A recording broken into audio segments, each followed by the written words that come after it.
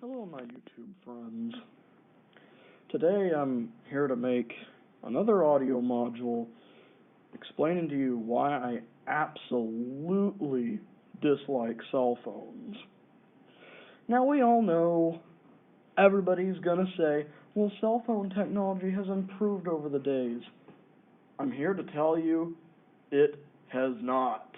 And I have this flip phone to demonstrate why I'm not going to say hate because hate is kind of a strong word, but why I absolutely dislike cell phones. Yeah, people say that cell phones are the best thing since sliced bread. I'm here to tell you, no, they aren't. And I'm not ranting about cell phones either. I'm here to say, if you're going to make a call, make it on a landline. I don't care if you don't want a landline or not, make it on a landline, because landlines are better. I do want to start a community here in the comments called Support the Landline, and that just goes to show you landlines are much better than the modern cell phones these days, especially the flip phones. I wish I had the ability to do picture, but I can't. But this speaker is like less than the size. The speaker on the back of this phone is less than the size of my pinky finger. It's like 3 millimeters wide, or thereabouts. This one is, the hole for it is about 2.5 millimeters wide. The earpiece speaker is a 2 millimeter wide line with a bunch of holes in it. And that was made by the manufacturer of the phone. This is a Verizon flip phone, and I'm going to demonstrate to you why I absolutely dislike cell phones and why I don't want one. So here we go. Let's make a call on this to my debit card company, and I'll show you why I absolutely don't like cell phones. Here we go. 1-888-3-9-3-5-8-6. Oh. Okay. 1-888-3-9-3-5-8-6-6.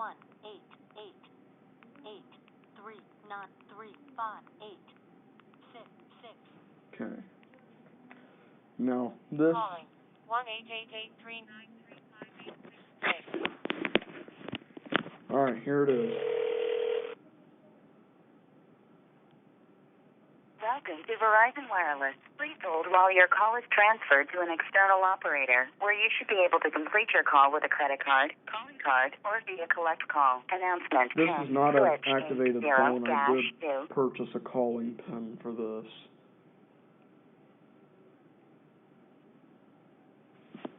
I'm going to take the camera here, or I'm going to take the audio here.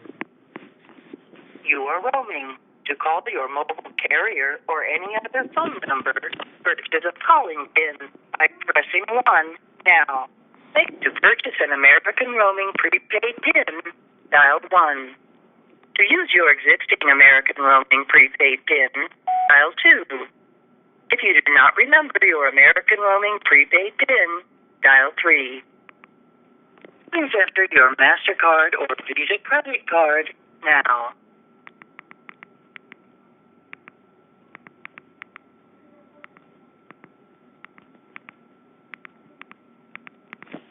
You have entered. Selected. Start iPad. Your PIN number is. Alright, I'm back.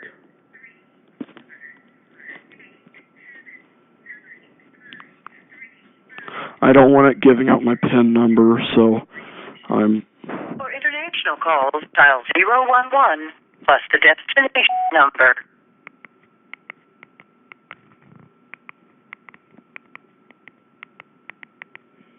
Okay, so it's gonna.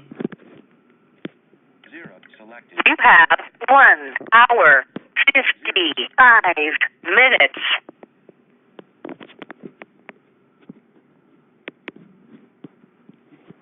Thank you for calling the Indiana Visa Debit Card Program. For English, press 1. Para español, oprima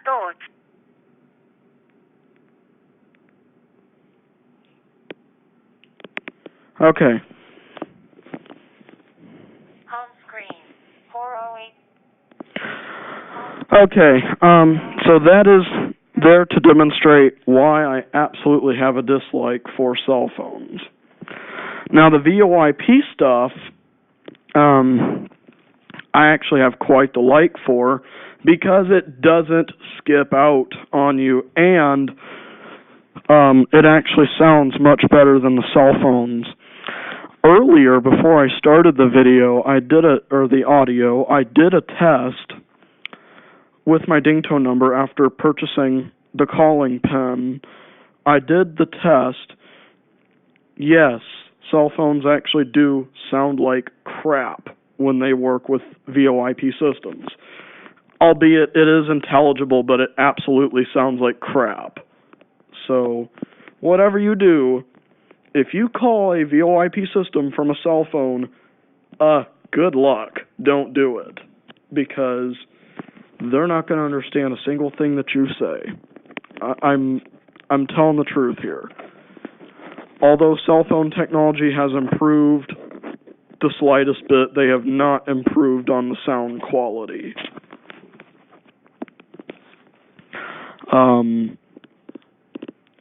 So,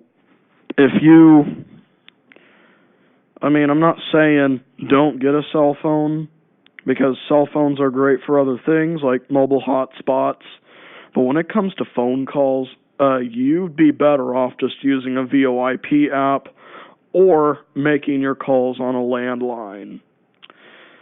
Now, we're going to talk about, in this area, we're going to talk about emergency services. Everybody, when they get a cell phone, automatically knows that their phone is registered with emergency services. I'm here to tell you the truth. No, it's not. Because they're going to ask for your address right then and there. Because your cell phone, although your billing address may be tied to your plan, okay, those emergency services operators don't already know that. So, what happens is, when you do get a hold of those people in your time of emergency, they're going to ask you for your address. And that's one of my pet peeves about cell phones, is that they are not tied to a particular address. Now, you can get a straight talk home phone, which works over the cellular network, but it does have GPS capabilities, albeit it gives emergency dispatchers your immediate address as to where you are.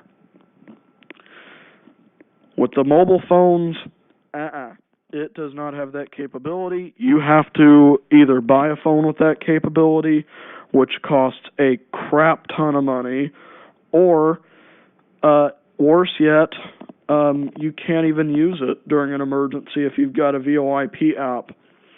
And that's one of the things that I don't quite like about VoIP apps. I'm not ranting on them. I like VoIP stuff. It sounds good. But one of the bad things that is going to really be a pain in the butt during an emergency is that if you only have a VoIP phone, it is not registered with 911. You have to pay for registry with that. However, stuff like Google Voice and OB Hi, they use, I believe it's Ambien for their 911 access. I don't know, but they use that. You have to pay about $15 a year for that. Now, people have made combination landline cell phones which have a landline tied in for making normal calls and then a cell phone just for the GPS. I'm here to tell you that does not work. You actually do need either a landline or a VoIP service that already has 911 registry built into it. Preferably a free one if you don't want to pay monthly for it. But I'm just here to warn you, if you do use a cell phone to call for help, they're going to ask you for your address. And the reason why is your location is not immediately known to them because your phone is not tied to your address. Although your phone company might have your address as their billing address for you in your phone plan, they do not give that to emergency dispatchers. And so they don't immediately know. As a result, a lot of emergency dispatchers are having to ask that question. In some cases, it's not a good idea to ask that question. I've never heard of cases, so tell me in the box below what cases you had as an emergency dispatcher that you couldn't get someone's location because they were calling from a cell phone. And I'm not ranting about cell phones. I'm just here to tell you cell phones might not be the best, and they're also not very accessible to blind people, albeit Apple has really upped their game on accessibility to the blind. But give me a minute. Record heading not found. Mike 2011 selected. Start selected. All right, I'm back.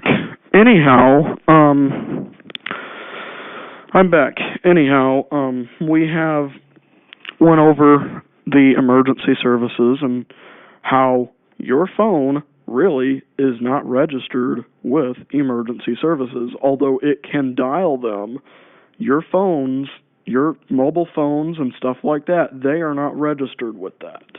And so therefore, emergency services does not immediately know your location. One of the nice things about a landline is they will immediately know your location. Whenever you call them via landline, they will immediately know your location, and they would have people on the way to that area. And the reason why I'm not ranting on VoIP services a lot is because some VoIP services do have fixed emergency services access. There are some fixed VoIP providers that do stuff through fiber optics. I'm sure you've all heard of that. Landlines nowadays are carried over fiber optics, and I'm going to go over that in another thing. I'm going to go over that in another module. What is the difference between fiber optics and cable landlines? But all the 911 centers, all the emergency response centers, their phone lines are all fiber optic phone lines. Some of them are cable, but the majority of them are fiber optic phone lines coming into the facility. And I also want you to say something if you're a maintenance guy for one of those dispatch facilities. Tell me if I'm right or wrong, but the emergency services dispatch centers coming in have fiber optic phone lines or trunks, fiber optic trunks coming in. When a call is made to any one of those trunks, and this is a 3-digit number for the area, and there are trunks coming in from each area that the particular emergency dispatch center covers. So whether it's Florida or Louisiana, there are fiber optic phone lines coming in from each area. If it is a state gateway dispatch center, if it's a statewide dispatch center, more than likely fiber optic lines or lines put over the fiber optic cable from all over the state are more than likely going to be coming in. Some rural or suburb dispatch centers have only 6 phone lines coming in over fiber optic cables, and that's 3 fiber optic cables making their way in. Internet is also coming over those fiber optic cables, assuming that your state or county or district has paid for fiber optic service for their emergency dispatch centers. Now, most emergency dispatch centers are going to use free PBX, which is a VoIP system. It's all VoIP based after the fiber optic cabling. And this is where I want to go into a little bit of detail about VoIP services and how they work. When you pick up a VoIP telephone and you have your own house phone system, that telephone, when you pick it up, is going to go to the server. It's then going to say, hey, I'm here, can you give me dial tone?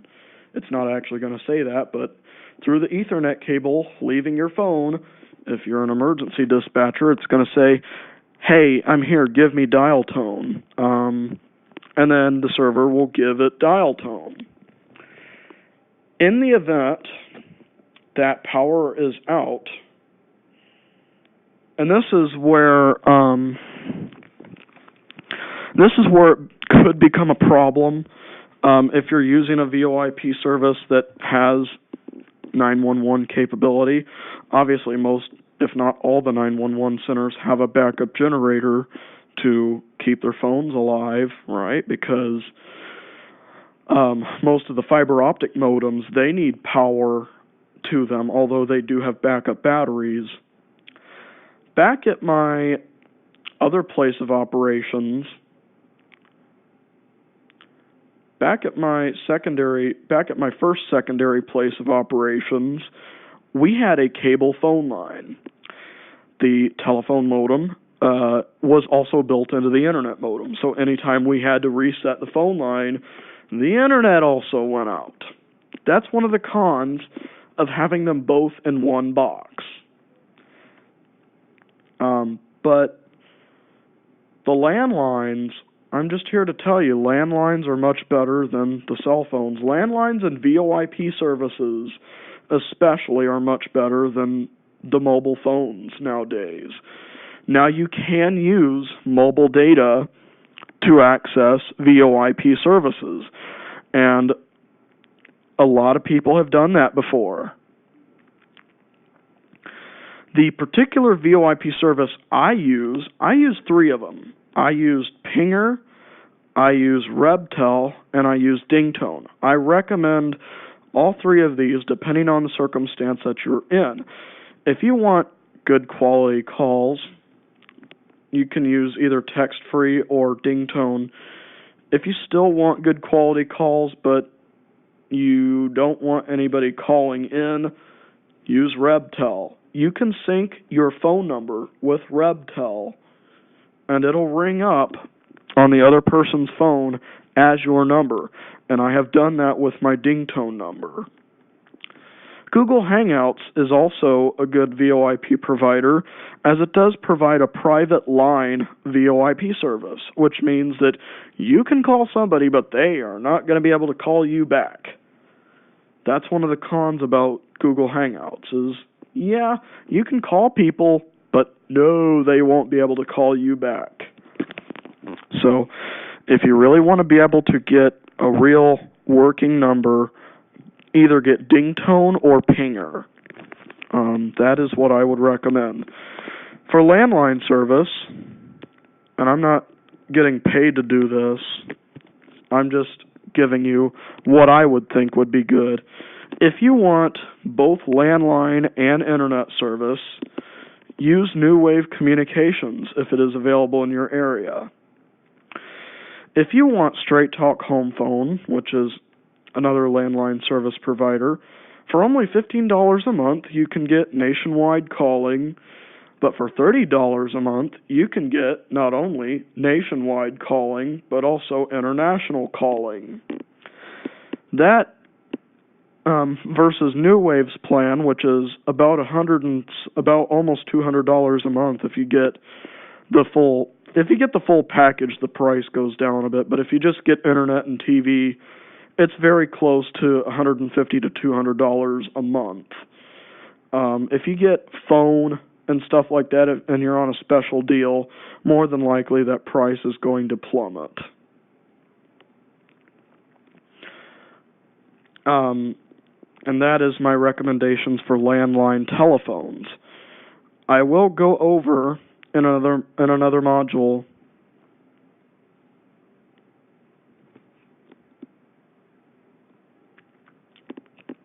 I will go over in another module 20 reasons to have a landline telephone, and I can think of about 200 reasons to have a landline phone, but there are a crap ton of reasons to have a landline phone. One of them is, and I'm going to tell you that right now, and I'm going to repeat it in the second module, but the other one is going to be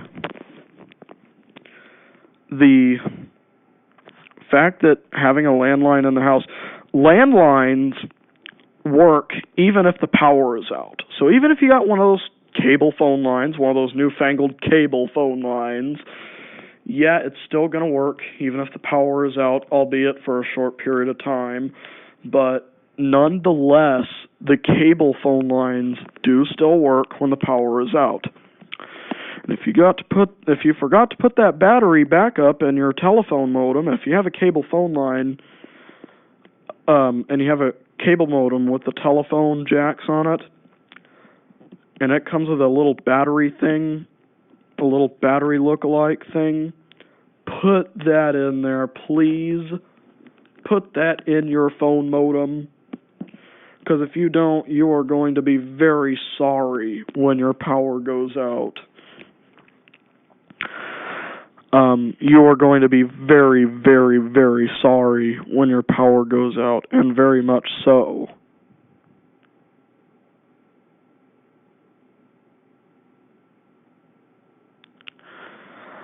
How these cable phone lines work, it is essentially a simulated VoIP phone line, but it does have emergency services access, and that is what you're paying for. You're not only paying for maintenance of the line, the cable going to your house, but you're also paying for your internet.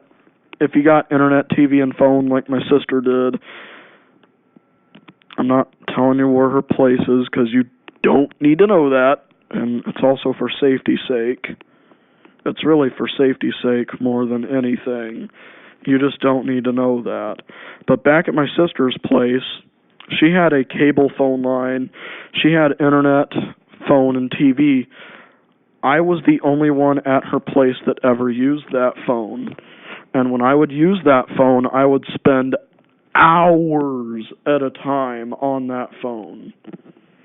Like, there would not be a day where my sister would not see me standing there on the phone.